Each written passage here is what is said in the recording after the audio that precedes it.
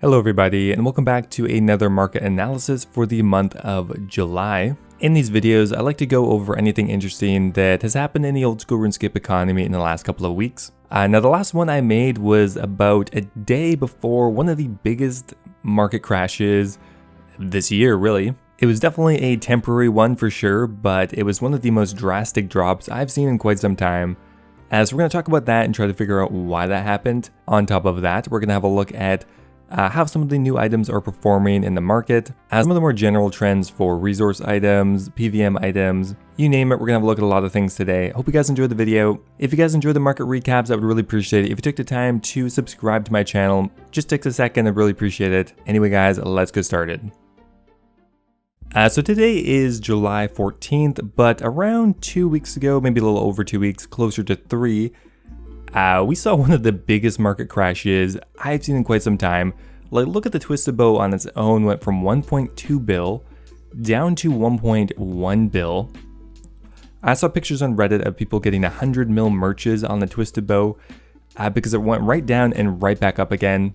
So for whatever reason, players lost confidence in the market temporarily and then regained it very, very quickly. This wasn't an extended market crash, and even today things are still fairly recovered compared to the pre-crash price. Sure, the Twisted Bow is down like a little bit, but overall it jumped right back up. Now we can see this exact trend across pretty much every single PvM item without fail. Looking at the Kodai wand going from 84 mil down to 77 mil. A pretty similar drop percentage as well, and then bumped right back up to 84 and is actually higher than where it was before. We have the Scythe Divider dropping from 805 down to 737, a 70 mil drop overnight, and then immediately jumping back up a couple days later. Bando's Chestplate, exact same thing, dropping from 20 to 18, going directly back up. It looks like the Dragon Hunter Crossbow is already going down leading up to that day, but still a pretty significant drop on that exact date and a massive rally after. Same thing with the Dragon Hunter Lance, crashing down, massive increase right after. Like, I haven't researched any of these items, I'm just picking literally any PvM item and pretty much the exact same thing happened to it. Dragon Warhammer, boom. Dragonfire Ward, boom. Now first up here we kind of want to determine, was it the market as a whole or is it just PvM items?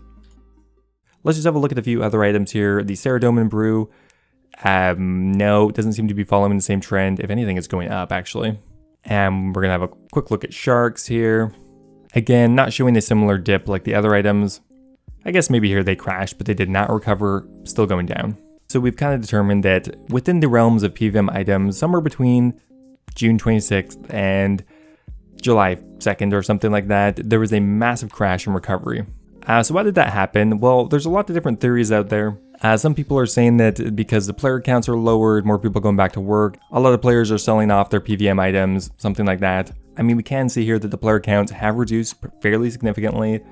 But that wouldn't really explain it in my opinion. If that was the case, I don't think it would be this sudden and I don't think it would have recovered like that. Another plausible explanation is the death mechanic rework that came out on the 25th. And maybe this is arrogant to me, but I was kind of concerned that maybe just my video that I made on the 27th could have affected the market that drastically. But in my opinion, it most likely has to do with the death rework. Now when the death rework came out, I think a lot of people assumed that they would kind of have to change the way they played the game. Maybe higher tier expensive gear wouldn't be as good anymore because you'd have to risk a lot more in certain places and it might not be worth taking. So I think as soon as the death rework came out, a lot of people sold off their gear because they assumed that it was going to crash, and because of that we had somewhat of a snowball effect or a self-fulfilling prophecy or whatever, and things did start to crash. However, I think after a day or two, I think a lot of people realized that it's pretty easy not to die and they didn't really need to change that much. The Twisted Bow is still worth bringing to most places. The death mechanics really just weren't as punishing as most people expected, and just most people weren't actually dying as much as they thought. People started to buy back their items or the confidence in the market returned, and things very drastically pretty much went right back up to where they were before. So to summarize here, I think it was just a big panic to do with the death rework. In the end, not that much has actually changed, people really don't die that much, and it's still worth it to have best in slot gear. Okay, so next up here, I want to have a look at some of the new items that have been released in the last couple of months. The two newest items are the Ring of Endurance and the Blood Shard, or at least the two newest items that are kind of relevant. Now the Ring of Endurance has actually been increasing really dramatically ever since it was released. Now the Ring of Endurance was worth about 100 mil or something on the first day, but very quickly crashed down to about 30 mil. And ever since then, it's just kind of been increasing. Now, and I think that's in part due to the fact that the Hallowed Sepulchre has had a couple of nerfs, even though overall I think it really hasn't changed much. The fact that it's locked behind a very high agility level, which really wasn't known immediately. And the fact that it's actually a fairly desirable item with not a huge amount of quantity of them coming into the game. Just in the last 2 weeks, it's gone up from 37 mil up to 72 mil today, although I did make a video on this the other day. Now the other new item is the Blood Shard, currently worth about 6 mil, pretty much just held in place by the fact that the moderation team did say that they were looking to buff it. We have no idea when this will actually get buffed, but even the slight hope has kept it pretty steady at around 6 mil. I'm really wondering who has big enough balls to buy the Inquisitors armor set. That just seems so fucking risky. Apparently some people do buy and sell them. I mean, I think at the current prices this could be like the best item set combination of all time, but yeah, that would be risky. So after the Darkmire update, we have the Nightmare, and we can really see how rare those items are because even now they're just really not traded that much.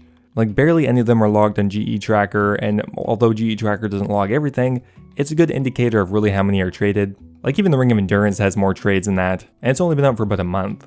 So similar to all PvM items, once again on the 27th, 28th, it did crash a significant amount.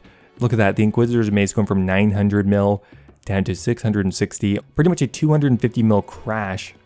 But once again, jumped right back up, and it still looks like it is increasing further. Same deal with the other items here. The Inquisitor's Great Helm was 200 mil before the crash, crashed down about 50 mil, and is now up nearly double again. And pretty much across the board, the Nightmare items have just been getting more expensive. One thing I'm actually kind of surprised about is the Nightmare Staff. I thought it would just constantly crash, get cheaper and cheaper. I thought in the end it would kind of be a similar story to the Mccutcheon boots. Yes, this item is kind of rare, but the item you need to actually create the finished product is much more rare, those being the different orbs. But I think the fact that it's kind of a 1-to-3 ratio, meaning the Nightmare Staff is required for 3 other items, might keep it in check more so. But as a whole, the Nightmare items really have not stabilized that much. The quantity is just too low, and it doesn't look like they're going to stabilize anytime soon. Okay, and finally here, I wanted to have a look at some of the resource items because there was another Twitch Prime promotion which historically has tanked the price of most resource items, or at least most botted items. But it is a factor that comes around fairly frequently. It seems like 2 or 3 times a year. Okay, for Superior, let's have a look at Iron Ore. Now, Iron Ore has been tanking very quickly this month, going from 174 all the way down to 83, already cut in half just over the course of a month. Now, if you look at the last year, it's still up quite a bit, and again, this is mainly due to the anti-botting measures, or the restrictions put on new accounts, but it looks like either this was just overly inflated, or the Twitch Prime promotion that started pretty much sometime around there managed to actually crash the price that much. Hopefully now that it's over, Iron Ore will continue to go back up, but it doesn't appear to be that way. Interestingly enough, oak logs have been a bit more consistent than Iron Ore, over the last month only dropping about 10 or 20%, and considering back in March they were worth 18 each and now they're worth over 100, I would say the update is still a massive success. A couple other pretty heavily botted items are steel bars, which are going down rather quickly, from around 450 back in June, now down to 400. Another item that has crashed right back down again, unfortunately, is Chaos Runes. Now, I don't think this has to do so much with bots, but maybe more so to do with the fact that these Volcano nerfs maybe just weren't enough, because everything was looking pretty good. Even in June, they were worth 100, but just over the last month, they nosedive right back to where they were before. So either these Volcano nerfs were just not enough, or Chaos Runes are coming to the game from other sources. Looking at a couple other of the highly botted items, we have Ranarrs, Prayer Potions, Ranarr Seeds, whatever, same thing. Those have taken a pretty massive hit this month, going down about 10%, continuing a 3 or 4 month slump. They're pretty much at a yearly low as well. In the same vein here, we have Red Chinchompas. Again, those are at a pretty much all-time low for the year. The last time they were at 1200 was nearly a year ago. If we have a look at the botting index on GE Tracker, we can see that overall the prices of botted items have dropped dramatically over the last quarter. Now that only encapsulates 28 items here, but it just gives you a rough view of, well, how many bots are in the game, how many people are farming these items. Just in case you don't remember how this works, the index when it was started starts at 100 points. When it's above 100, that means on average all of these items are worth more than when it started, I don't know here, 2-ish years ago. And if it's below 100, that means the items are worth less. So it's actually a very notable decrease compared to the rest of the year when the resource items were increasing in price or botted items were in general becoming more expensive with less bots. Okay, and finally here, I always like to have a look at the price of bonds. Bonds, in my opinion, are just likely to keep going up in price for the rest of the year. In general, it's followed a pretty similar trend to our increase in player counts and the lockdown measures, but it looks like as people are going back to work, player counts are decreasing, less people are purchasing bonds to sell into the economy, but a similar amount of players are still trying to buy bonds with GP, thus increasing the price. And even over the last month, it's gone up over $1 million in price, which is crazy. The highest it has been in the last quarter by far. And in my opinion, bonds are most likely going to continue to increase all year. Anyway guys, that's going to be it for my market analysis for July. Let me know what you think. I'm probably going to have another one in 2 weeks depending on what happens. I hope you guys enjoyed the video. If you did, I always appreciate it. If you leave it a like, always helps out. And I'll see you next time.